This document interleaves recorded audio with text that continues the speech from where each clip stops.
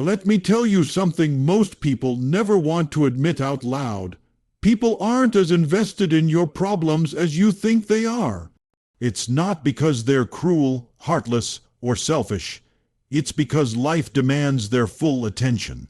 Every single person you meet is fighting their own private battles, carrying their own invisible burdens, juggling responsibilities you may know nothing about.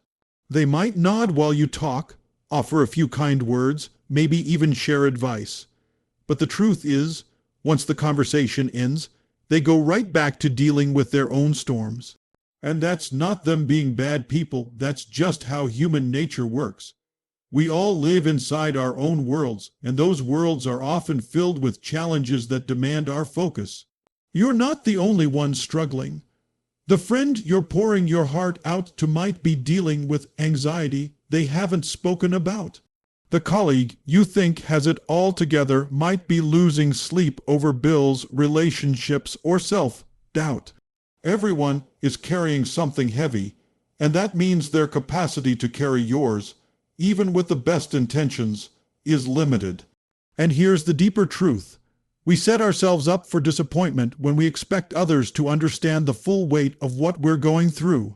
They can empathize, but they can't feel it the way you do. They can listen, but they can't live it for you. And if you're constantly seeking validation, comfort, or solutions from people who are already overwhelmed with their own lives, you're putting your healing in the hands of people who were never meant to carry that responsibility. Now, I'm not saying you should isolate yourself or bottle everything up. Connection is part of what makes us human. But there's a difference between sharing and depending. Too many people confuse venting with healing. They talk about their problems over and over, hoping someone will swoop in and solve them. And when no one does, they feel abandoned, betrayed, or unseen. But that's not betrayal, that's reality. Because no one, not your friends, not your family, not even the people who love you most, can walk your path for you. They can walk beside you, but they can't walk for you. When you understand this, something powerful happens. You stop resenting people for not caring enough. And you start building the strength to carry yourself. You stop wasting energy wishing the world would notice your pain. And you start using that energy to change your reality. And that shift from seeking to owning is where real growth begins. Think about it. Every person who has ever transformed their life didn't do it because the world rallied around them and fixed everything. They did it because they realized no one was coming to save them, and they stepped up anyway. They accepted that people could support them, love them, encourage them, but at the end of the day, the work was theirs to do. And ironically, when you stop expecting others to care more than they can, you deepen your relationships. You stop approaching conversations from a place of neediness and start approaching them from a place of strength. You no longer drain people with your pain. You inspire them with your resilience. That's when people truly listen, not because they pity you, but because they respect you. So stop telling yourself that people's limited attention means you're unimportant. It doesn't. It simply means they're human just like you. And humans are wired to survive their own battles first. Once you understand that, you stop looking outward for someone to carry you and start looking inward for the strength that's been there all along. At the end of the day, your problems belong to you, and that's not a curse, that's a calling. Because once you accept that no one else is responsible for solving them, you step into the most powerful truth of all. You have everything you need to rise above them. Here's a full 600-word expansion of Key Point 2, written to flow seamlessly as the next chapter of the same speech. There's another reason you need to stop telling everyone about your problems. Every time you do it carelessly, you give away a piece of your power. Most people don't realize this, but oversharing, constantly talking about what's wrong in your life, slowly changes how people perceive you and, more importantly, how you perceive yourself. It turns you from the hero of your story into the victim of it. And once that shift happens, it becomes harder and harder to climb out. Think about it. We live in a world where attention is currency. And if the story you keep telling about yourself is one of struggle, pain, and defeat, that's how the world starts to see you. People might sympathize at first, but over time, sympathy turns into tolerance, and tolerance turns into avoidance. It's not that they dislike you, it's that they begin to associate your presence with negativity. They brace themselves for the next wave of complaints before you even open your mouth. And when that happens, they stop hearing your words and start hearing noise. But the real damage isn't even how they see you, it's how you start seeing yourself. Every time you repeat the story of your problems, you reinforce it in your own mind. Neuroscience tells us that the brain wires itself around the narratives we repeat. If your dominant narrative is, "I'm overwhelmed," "I'm unlucky," "life is against me," then you're training your identity to believe that's who you are. And identity is powerful. Once you label yourself as the victim, your actions unconsciously start aligning with that label. This doesn't mean you should never talk about your struggles. It means you have to be intentional about when, where, and to whom you share them. There's a difference between unloading and seeking wisdom. One is a reflex, the other is a strategy. Talking just to relieve pressure might feel good for a moment, like venting steam from a boiling pot, but it rarely moves you forward. Talking with the intention of finding a solution, on the other hand, channels that energy into progress. That's why you should reserve your deeper struggles for people who can genuinely help: a mentor, a therapist, a trusted advisor. Not everyone needs to know your pain, and not everyone deserves access to your vulnerability. And here's another layer to this. Strength isn't about pretending you have no problems. Strength is about choosing how you present them. When you speak from a place of ownership, "I'm facing this challenge, but here's how I'm working on it," you shift the energy of the conversation. Instead of draining people with your problems, you invite them into your growth. That's a story people want to be part of. That's a presence they respect. The most powerful people you know, the ones who command attention when they speak, aren't necessarily the ones with the fewest problems. They're the ones who have mastered how they carry them. They don't broadcast every setback because they understand that not every wound needs an audience. They share their scars after they've healed as lessons that elevate others. And that difference in approach is what separates those who are pitied from those who are admired. So the next time you feel the urge to spill your problems to whoever will listen, pause and ask yourself, am I seeking growth or just relief? Because relief fades quickly, but growth changes everything. And every word you speak is either weakening your story or strengthening it. Make sure yours builds you up, not breaks you down. At the end of the day, your words shape your identity, and your identity shapes your destiny. Speak like someone who's building a future, not begging for sympathy. Because when you carry yourself as the author of your story, people stop seeing your problems and start seeing your power. Would you like me to expand key point 3 next in the same deep, motivational style? That's where we shift from problem talk to solution thinking, which makes the speech even more powerful. Here's the 600-word expansion of key point 3, crafted to flow naturally after the previous sections and keep the Tony Robbins-style voice alive. There comes a point where you have to decide whether you want sympathy or solutions, because you can't have both. And this is where so many people stay stuck. They keep telling their story not because they want to change it, but because they want someone else to validate it. But here's the truth. Validation is not transformation. Feeling heard might soothe you for a moment, but it doesn't solve a thing. Problems don't disappear because someone nods along. They disappear when you decide to do something about them. The real shift happens when you stop asking, "Why is this happening to me?" and start asking, "What am I going to do about it?" That question changes everything.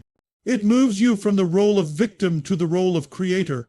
It shifts your mind from obsessing over the problem to seeking the path forward. And when you make that shift, you stop being dependent on other people's reactions, because your focus is no longer on whether they care. It's on what you can do. Here's something most people never think about. Most of the people you tell your problems to can't actually solve them. They can empathize, they can listen, but they can't live your life.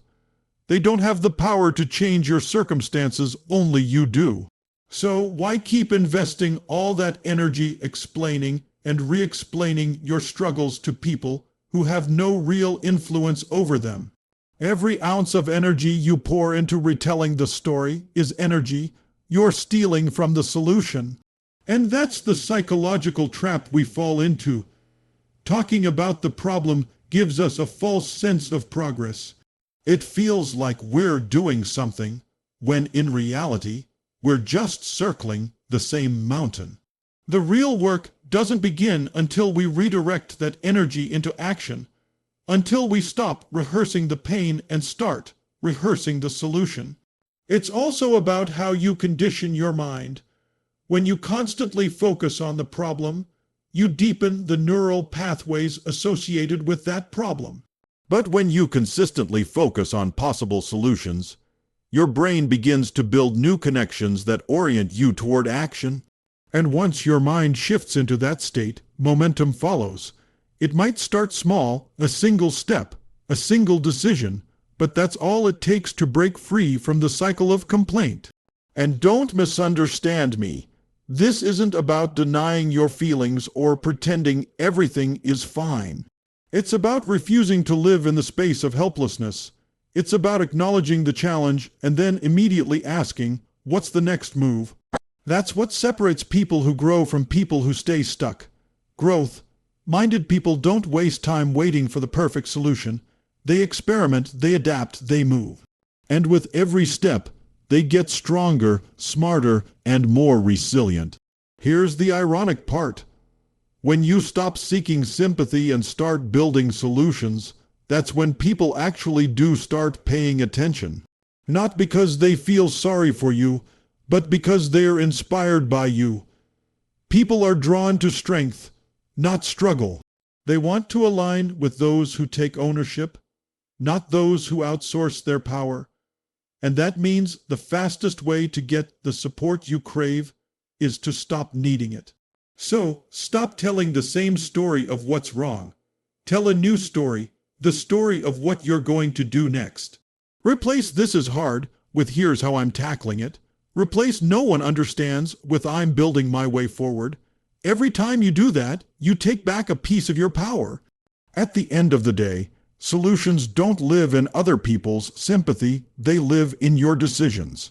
And the moment you commit to action over attention, you stop being defined by your problems and start being defined by your progress. Would you like me to expand key point 4.2, the powerful closing chapter about transforming struggle into strength? That's the part that leaves the audience deeply moved and ready to act. Here's the 600-word expansion of key point 4, designed to feel like the natural closing chapter of the speech, building momentum from the earlier points and landing with a powerful finish. Your struggles aren't meant to be broadcast every time life gets heavy. They're meant to be carried, wrestled with, and ultimately transformed into strength.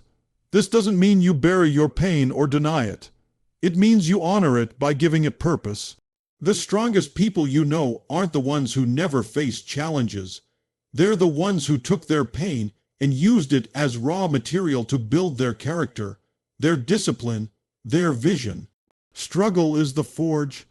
It burns, it reshapes, and if you let it, it hardens you into someone unbreakable. But here's the paradox. When you're in the middle of it, it's tempting to want everyone to see your pain, to understand how hard it is. We think that if people could just witness the depth of our suffering, They'd finally give us the empathy we crave. But the truth is, most people don't need to hear your wounds in real time. They need to see the wisdom those wounds created when you've come out the other side. That's when your story stops being a complaint and starts being a lesson. That's when your scars inspire rather than drain. Think about it. Nobody admires the person who endlessly lists what's wrong with their life.